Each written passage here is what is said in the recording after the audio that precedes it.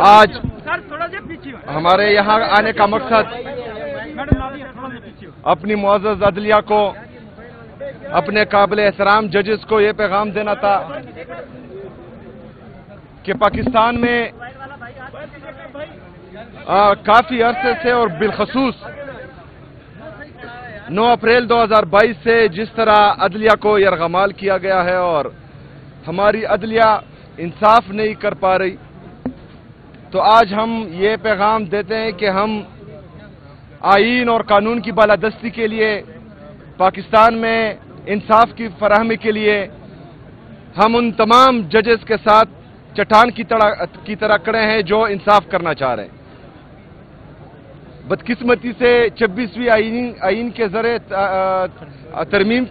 آئینی ترمیم کے ذریعے عدلیہ کو یرغمال بنایا گیا ہے۔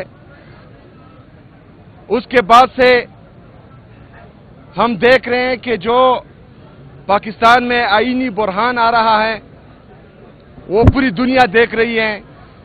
ججز کے احکامات ہوا میں اڑا دیے جا رہے ہیں، ججز احکامات دے رہے ہیں اور ایک سپرڈنٹ جیل کا یا ایک چھوٹا حوالدار بھی وہ احکامات نہیں مان رہا، جس سے ہماری معزز عدلیہ کی بے توقیری ہو رہی ہے۔ تو ہم چاہ رہے ہیں کہ ہمارے ججز اگر فرض کریں وہ یہ سمجھتے ہیں کہ ان کے انصاف میں کسی کی طرف سے خلل آ رہا ہے، تو ہماری جتنے بھی وکلا ہیں، ہمارے پاکستان کے غیرت مند عوام ان کے لیے باہر بھی نکلیں گے اور ان کے ساتھ جو ہیں وہ چٹان کی طرح کھڑے بھی ہیں۔ تو ہمیں بتایا جائے تاکہ آئین اور قانون کی بالادستی کے لیے ہم اپنا لائے عمل دے سکیں۔ ابھی ہمارے لیڈر، ہمارے قائد جناب عمران خان صاحب کے کیسز نہیں لگائے جا رہے ہیں،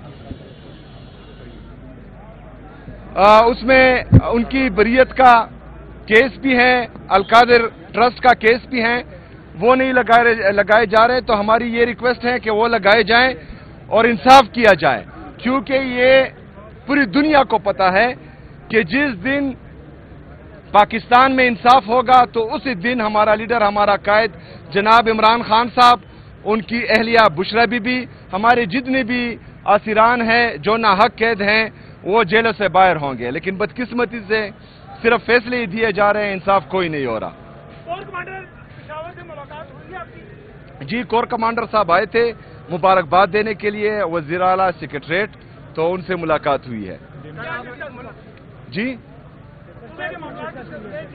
دیکھیں جی، وہ مبارکباد کے لیے آئے تھے، کوئی آفیشل نہیں آئے تھے، تو ان آفیشلی گفتگو ہوئی ہے اور ہمارا موقف وہی ہے جو ہم باہر کہہ رہے ہیں، وہ جو ہے اندر بھی وہی موقف ہے۔ نومبر میں احتجاج کر رہے ہیں، احتجاج کے لیے آ رہے ہیں نومبر میں، 26 نومبر کو؟ جی، احتجاج تو ہمارے صوبائی صدر یہاں پر کے پی کے ہیں، جنید اکبر صاحب، وہ ہیں، پارٹی کی تنظیم ہے، تو عمران خان صاحب کی طرف سے جو بھی ہدایات آئے گی تو اس پر من و عن عمل کیا جائے گا انشاءاللہ۔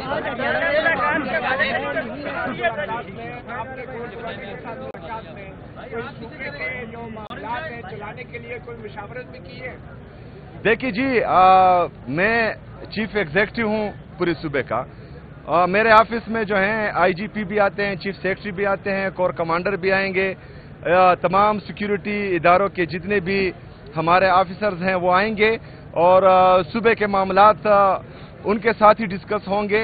تو انشاءاللہ تعالی جو موقف ہمارا ہے، جو موقف پاکستان تحریک انصاف کا ہے، جو موقف ہمارے لیڈر، ہمارے قائد جناب عمران خان صاحب کا ہے، تو وہی موقف ہمارا رہے گا انشاءاللہ تعالی۔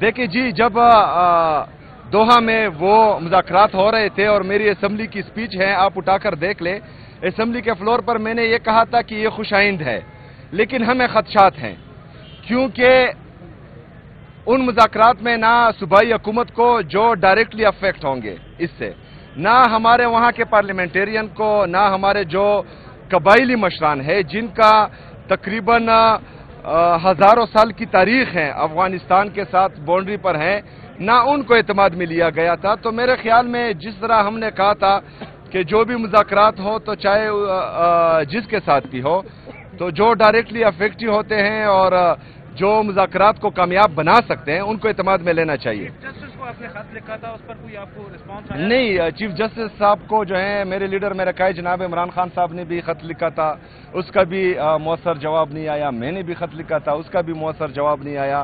تو ہم تو یہی چاہ رہے ہیں، یہاں آنے کا مقصد یہی ہے کہ ہمیں بتایا جائے کہ پاکستان میں آئین اور قانون کی بالادستی چلے گی یا ڈنڈا چلے گا، تاکہ ہم جو ہے پھر اپنا لائے عمل دے سکیں. جی، میرا نام لکھا گیا ہے آج کی ملاقات کے لیے، تو انشاءاللہ کوشش ضرور کروں گا.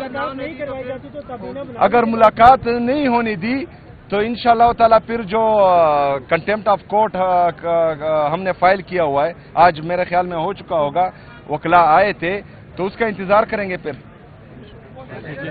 Thank you. کروڑ عوام کے وزیر اعلیٰ ہے، خیبر پختونخوا کے اوپر آپ فوکس کیوں نہیں کرتے بجائے اسلام آباد میں عدالتوں اور اڈیالہ کے باہر گھومنے کے؟ دیکھیے جی، ہم نے فوکس کیا تھا 2013 سے لے کر 2022 تک، جب رجیم چینج آپریشن ہوا.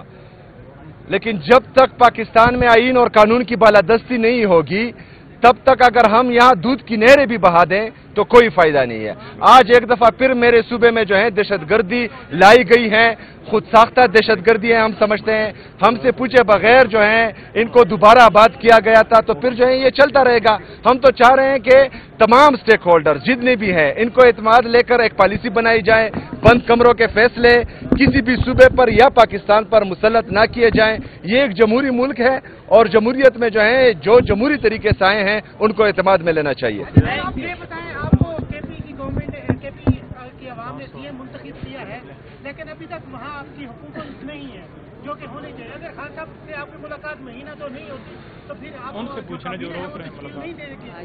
یہ بات آپ ان سے کریں جو مجھے روک رہے ہیں، پہلی بات. دوسری بات یہ ہے کہ میں جو ہے لایا گیا نہیں ہوں، میں عوام کی طاقت سے آیا ہوں. میرے پاس عوام کی طاقت ہے.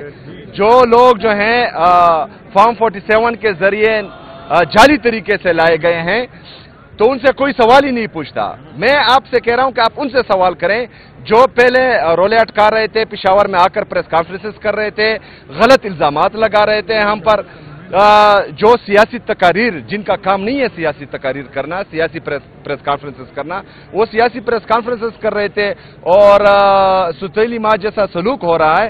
تو بہرحال میرے صوبے کی عوام بھی یہی چاہتے ہیں کہ جس کی وجہ سے مجھے ووٹ ملا وہ قائد تحریک امامی انقلاب جناب عمران خان صاحب ہیں. تو عمران خان صاحب سے مشورے کے ساتھ میں چلوں، وہ بھی یہی چاہتے ہیں. 2018 میں بھی کورٹ کمانڈر نے رابطہ کیا تھا، تو عام طور پہ تو آپ کے جنڈا پور صاحب کورٹ کمانڈر کے پاس جاتے تھے پوری کابینہ کو لے کر، آپ کیوں نہیں گئے؟ دیکھیں جی، ان کا تو مجھے پتہ نہیں ہے، لیکن میں چاہتا ہوں کہ جو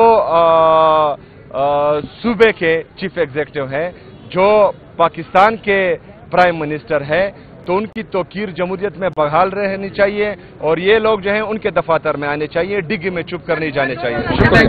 تھینک یو جی.